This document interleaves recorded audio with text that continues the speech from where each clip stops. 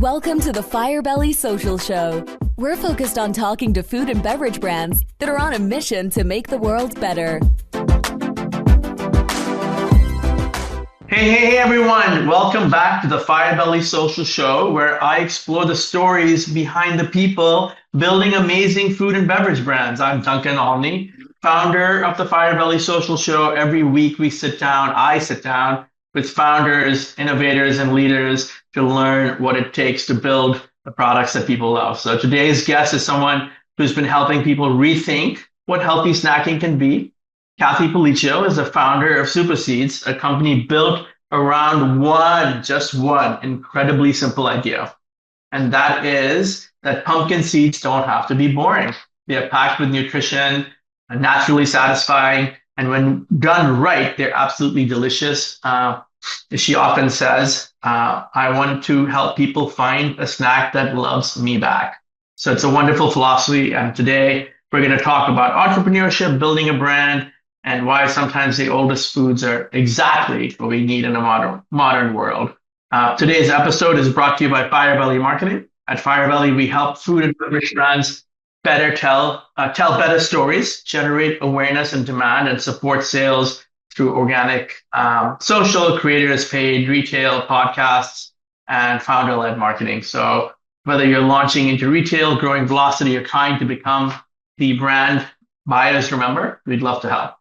Now, let's get into the conversation. Kathie, welcome to the show. Hey, thanks for having me. I remember connecting with you on LinkedIn, and I was telling you about how much I loved the product, and you said, are you going to be a seedling? So let's go back to the beginning. How did your journey into being a food founder begin? Well, I think it's a classic story. For me, it was the summer of '03, and I wanted a healthy crunch for my boring salad.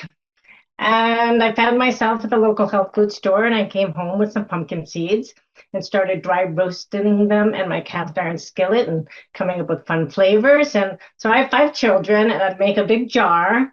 Jar would disappear, and it always came back empty. So I think the journey of most of our food entrepreneurs is people say then you should sell it. So I started at the Ridgefield High School Arts and Crafts Show on a Saturday afternoon in November, and I sold $1,000 worth of pumpkin seeds that day. And That's amazing. People like them. So I spent many a year doing arts and crafts shows and farmers markets and things like the Big E. Because pumpkin seeds are still actually almost like it's like a secret. They've been around for thousands of years, and they're really one of the healthiest things on the planet you can eat. That's very true. And you brought that to my attention. And is there a reason you think they have been overlooked for so long?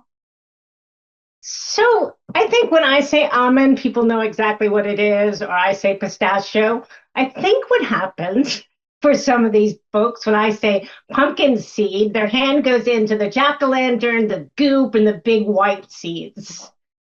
So they don't really know what I have in the package. I mean, I just redid my packaging to talk about they're larger, they're snackable. I mean, part of my journey now is, I think, I was way ahead of the curve. Yes. So I think people are starting to understand we need to go back to nature's food, God's food, not the laboratory. So most of our pumpkin seeds come from China, and they take that white seed and they have a machine that takes the white part off. So inside, it's called a pepita, the little light green pumpkin seed. But I think the amazing part of my journey is Carl the farmer from Austria found me at a trade show and shared with me the pumpkin seeds they grow in Austria. So Mother Nature 100 years ago waved her magic wand, and these guys grow without a shell. So they're larger, they're dark green. They make their pumpkin seed oil with this variety of pumpkin seed, and they're incredible. So the dream is to be on the shelf next to almonds and pistachios as a legitimate snack. That's amazing. And I think one of the first things I said to you was in a world where there are so many brands lecturing you about being healthy, SuperSeedz is tasty, it's fun, they're delicious, and they're healthy, and there's no lecture. about health foods? Well, I like to say they're guilt-free. I mean, Yes. to me, it's like the perfect storm here of they taste good, because I know I take stuff that doesn't taste good, but I do it because it's good for me. But they're light, they're crunchy, they're snackable. I mean, I started this because I wanted a healthy crunch for my salad, and then I wanted a healthy crunch for my yogurt, and then I made the spicy ones a healthy crunch for my cottage cheese. But ironically, most of my customers like to just snack on them right out of the bag. So Yeah, I'm in that category. yeah, no, most people are, but I think people are starting to understand, we need clean protein, and it's back to real food. I mean, people don't realize a little handful has as much protein as an egg, like 7 to 9 grams of protein. Oh, Clean, wow. yeah. And then 40% of your magnesium is huge. Like we're Yeah. all sufficient, and we need it for 300 different functions. So, I mean, they're perfect food. And so what you're saying is there's amazing nutrition in it. And I think what I want people to take away from this is the flavor and the taste that you deliver is amazing. So back to my flavor profile. So I have 5 kids. So when yogurt was coming out with not so healthy toppings, I came up with my cinnamon and sugar. So it only has 3 grams of organic sugar. It has real vanilla and cinnamon. So they're simple. I call it cinnamon toast without the toast. So you're getting, the satisfaction of something a little sweet, but it's not really sweet. It's, you feel it's guilt-free. You don't have to feel guilty about having a crunchy treat. Absolutely. And from in your experience, when you talk to people that love your brand, what makes someone pick up SuperSeedz for the first time?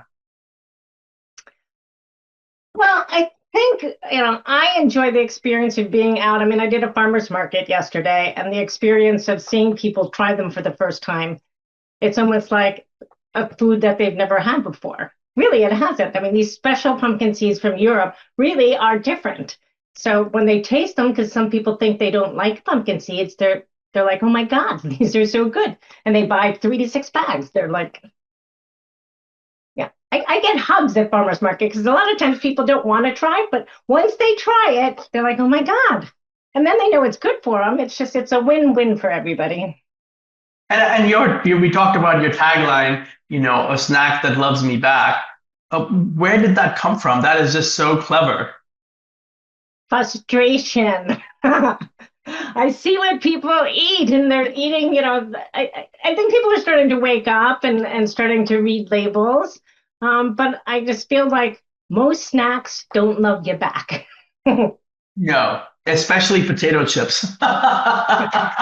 My pet peeve is Doritos. Oh my Oh God. God, yeah, yeah. I have somehow never really. I mean, I'm not saying I've never eaten Doritos, but I have never found them to be compelling. I've never found the packaging to be appealing. When you read that ingredient panel, it's like a nightmare. And so my son went through a phase where he was eating Doritos, and I was like, you can't eat this. And of course, then he started eating more. And Yeah, so yeah. finally he just stopped. But yeah.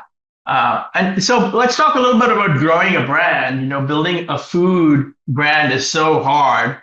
What surprised you the most along this journey? I think all the crap people eat. I mean, it's amazing when you go into the grocery store and I look at what's in their cart, and I'm like, I don't know. I think people need to get back. We all need to get back to basics, just real food, simple, and it's education. And it's been. I feel like I'm going to be like one of those rock bands, and people are like, oh my God, you're an overnight success. It's like, no, I've been at this for a very long time. That's right. You've got the reps in. And I mean, I've heard, I know that you and Dino Stamoulis have run into each other online, and he uses pumpkin seeds in his product. And I asked him, and he said the same thing. It's like, people don't actually know a whole lot about pumpkin seeds. So he's like you, he's been at it for, I think, 15 years. And it's slow going when it comes to educating people. What about the manufacturing side? What's that been like, and what was the learning curve like with that? I'm still learning. It's a continual process. I mean, my process is pretty straightforward and simple.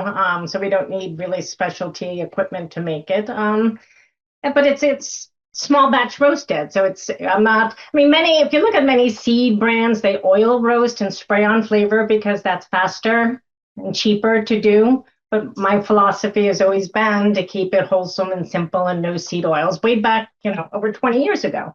So, I mean, it's important for me. I always said, like, if I wouldn't feed it to my family, I'm not going to put it out on the shelf into the market.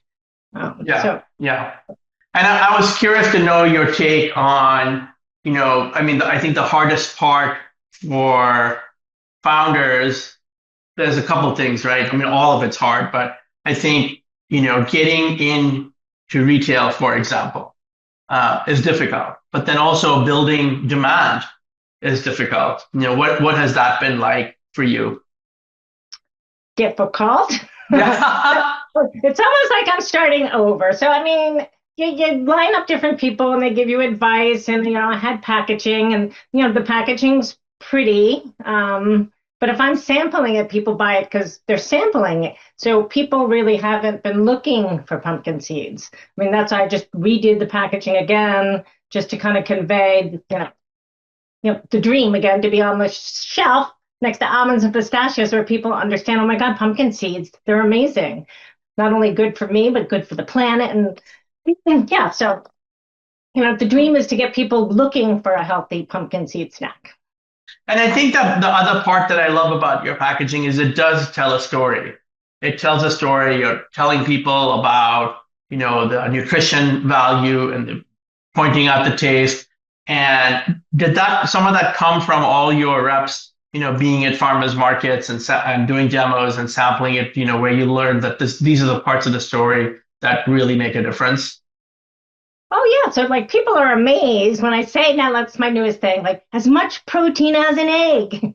I mean, like 7 to 9 grams of protein in a little handful is amazing, and that it's a real food. It's not, I mean, all right, Doritos again. They now have a Dorito with 10 grams of protein. Like people, it's marketing, but if you had a choice between Doritos protein and real food like pumpkin seeds, I mean, I think the choice should be easy. I mean, I make a somewhat spicy that tastes like a Dorito. You don't have to eat Doritos. Absolutely. And, the snack category has been evolving, and I'm sure this is something that you're pleased about, the fact that people are paying more attention to protein than they did before. I mean, I remember in the 90s and even the early 2000s, everybody was obsessed with fat-free, right? It's like, my gosh, or low sugar.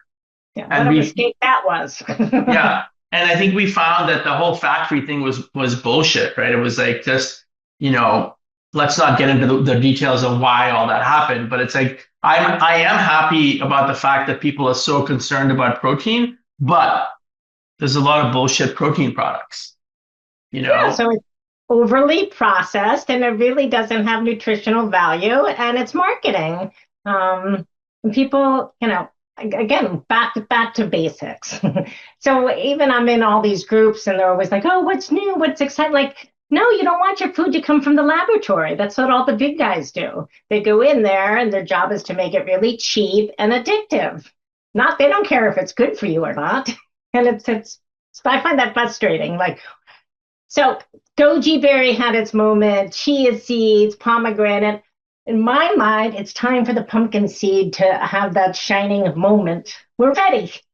Yes, absolutely. I think I saw a study once, or like a editorial article that said that there was some product that had an orange flavor, and that if they had used real oranges, it would have needed like something like 30 oranges for that little pack of snacks that had the orange flavor. So your point about overly processed, it's like, and a lot of people, I guess, don't realize that natural flavors are actually not natural.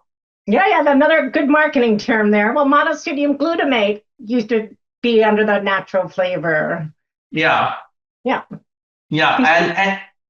And so I think it's a good thing that we're moving to these cleaner labels and functional foods, and that's exactly what SuperSeedz is. Yeah, we've been this for a long time. I'm just excited that people now are starting to catch on, and we're ready to blow up the pumpkin What because do you it's think all of? about the pumpkin. Do you think when you're telling your founder story, how what do you say? I'd love to hear. Well, I think it all started way back when I was in search for a healthy crunch. I mean, I love croutons, but croutons don't love you back. And I think I've been playing that kind of thing in my head for a long time. When my daughters wanted yogurt with crap on it, I'm like, well, let's make some cinnamon seeds. Or, um, it's really about creating something you feel good about sharing, and that's good for the public to be consuming. And yeah, I mean, I'm still passionate. And after all these years, I think people will finally start to get what we're trying to do here. A snack that loves your back. I mean, I've been at it a long time too, and sometimes people will call me an OG. And when people call you an OG, what do you think about one thing that you've learned along the way, about yourself, from doing this company and being at it for a minute? What's something you've learned about yourself? I think I have stick-to-itiveness. I mean, it's gonna, as long as it takes, people are gonna finally understand pumpkin seeds. I mean, I'm so passionate about them. I mean, there's articles finally coming out like truly one of the healthiest things on the planet you can eat. Like, it's so exciting.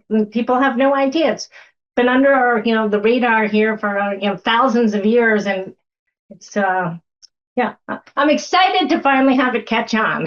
Yeah. What does your family say? They've been on the journey with you. How has Kathy changed, over the years, on her entrepreneurship journey?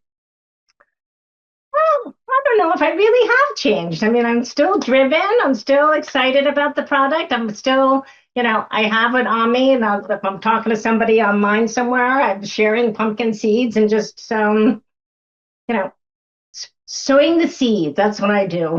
I think that you are a very positive person. I mean, I admire that. I think you have like a sense of optimism about you and energy. You're right. I agree with the energy. I think that, it's when you've been at it for a while, it's easy to become, if not cynical, at least skeptical because, you're doing it, you're doing it, you're doing it. And sometimes people don't realize how good it is or how good you are.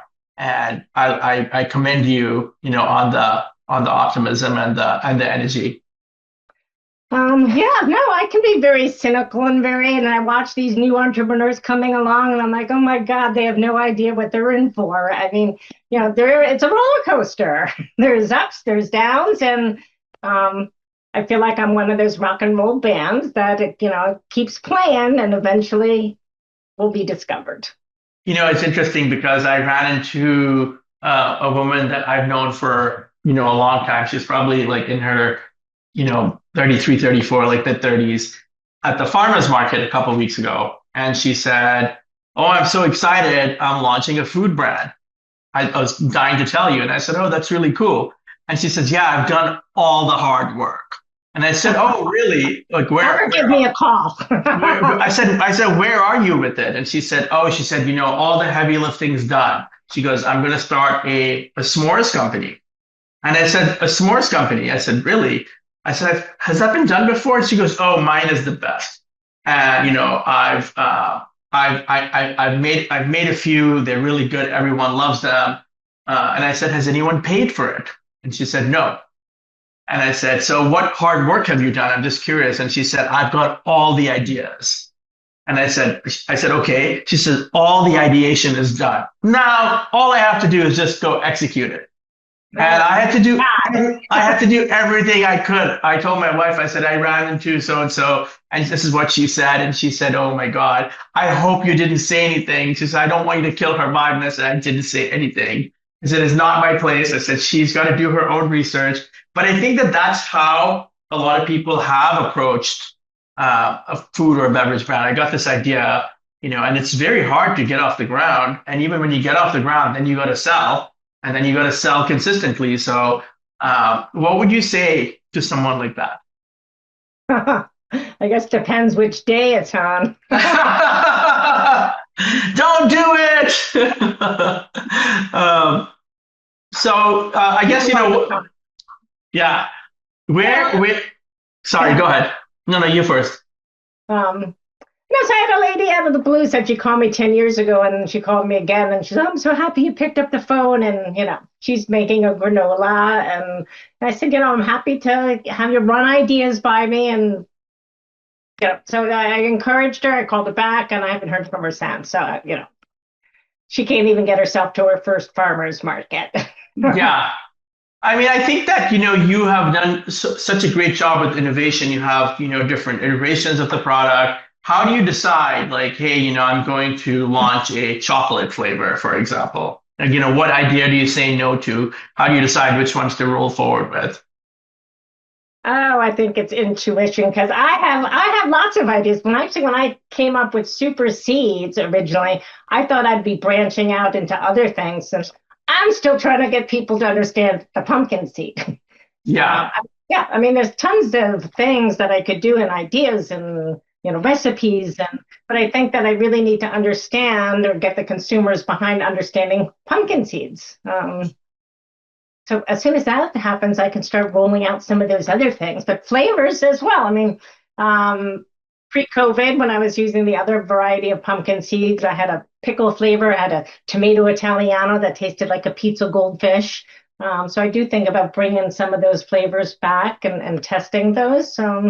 But there is such a thing as having too many flavors, right? So if you're talking to a buyer, they're like, oh, you have 3 flavors on the shelf. Like, which one do you want to take off to put your new one on? Oh boy. Yeah, that's not an easy question to answer. Yeah. So,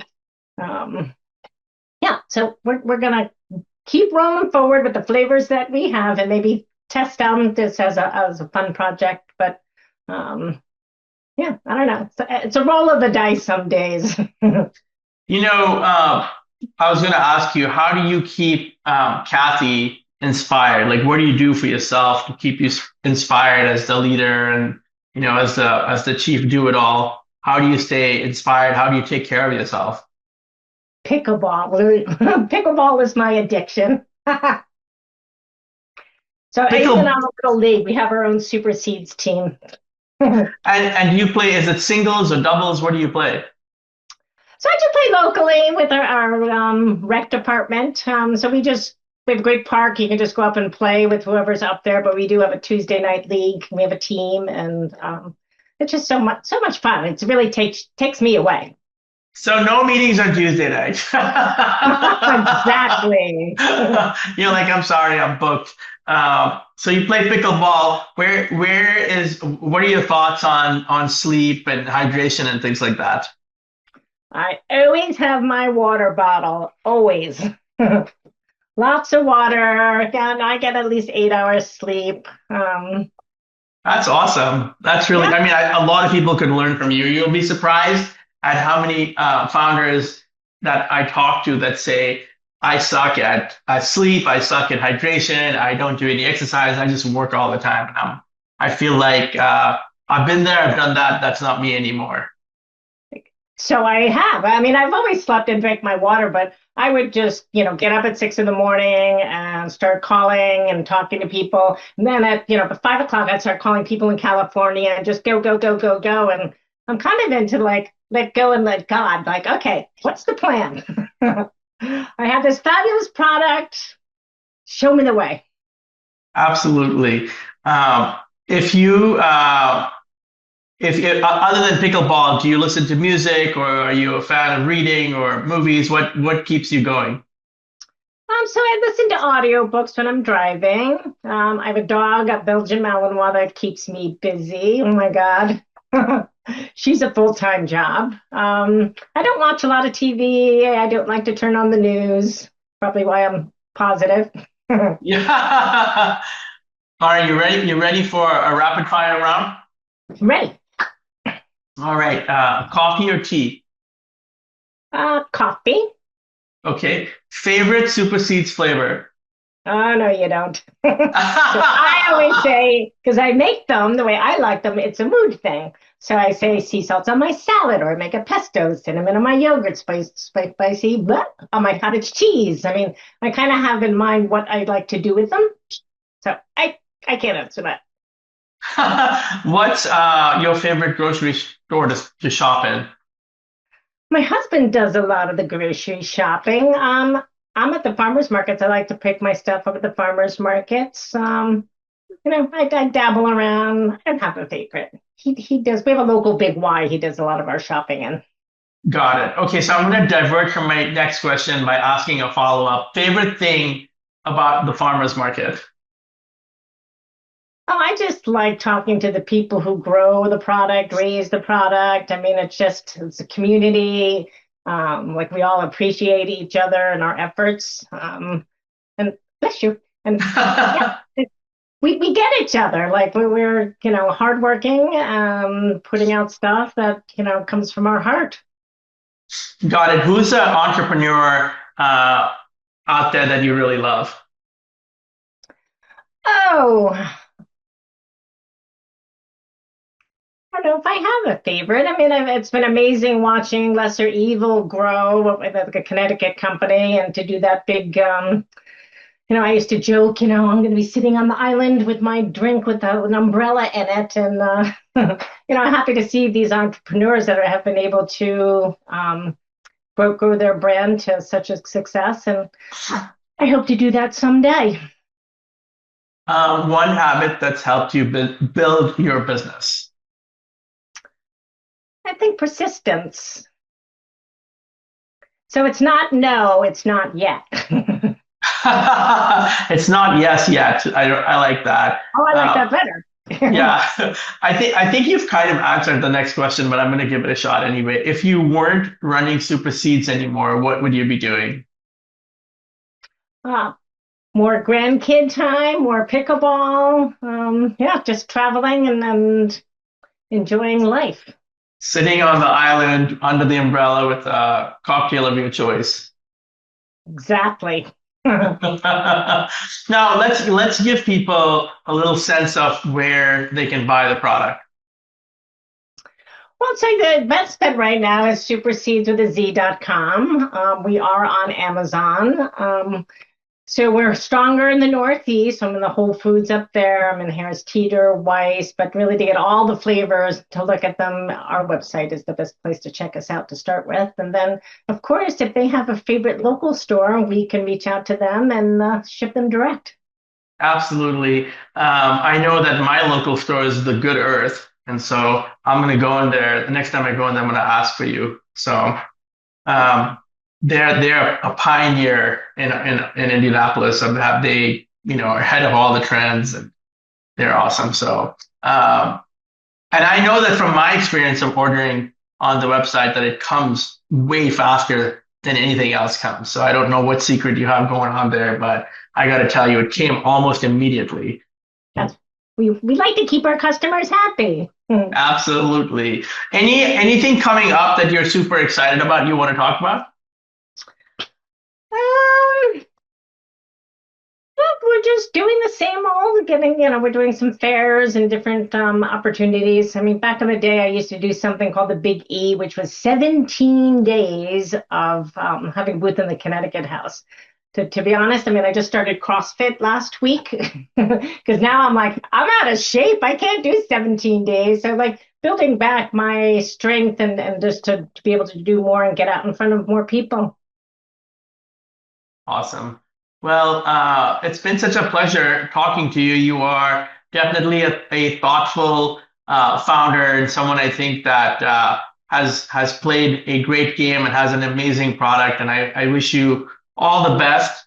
I also want to remind people, thank you for listening to the Firebelly Social Show, where I chat with leaders, founders of food and beverage brands. And it really is a great job to host this podcast because I talk to some of the most amazing and inspiring people. It's all made possible by Firebelly Marketing. If you're ready to check out how you can grow your brand, go to firebellymarketing.com and please go to superseedz.com with a Z and check out the amazing flavors. I'm telling you, if you're on my journey, once you try it, you will not be able to give it up. And I'm also, as Kathie said earlier, I'm a seedling. So not only do I love the product, but I'm an advocate for the products. I'm always telling people about it. So Kathie, thank you so much again. It's been an amazing conversation.